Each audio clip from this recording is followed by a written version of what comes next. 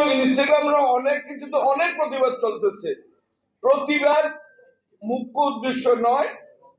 আমরা হোসাইনি সৈনিক। আমরা কি হোসাইনি সৈনিক? আমরা কাউকে মারার জন্য কোথাও যাই না, কাউকে আক্রমণ করি না।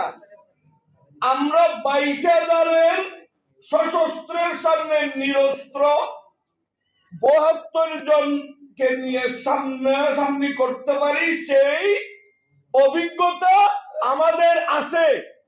আছে কি না? এই অভিজ্ঞতা আমাদের আছে।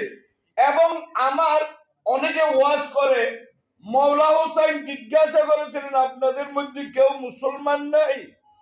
একজনও মুসলমান নাই? জি, ওইখানে কিছু মুসলমান এসেছিল, তারা শহীদও হয়েছেন মৌলার সাথে, তারা শাহাদাত বরণ করেছেন মৌলার সাথে। আমি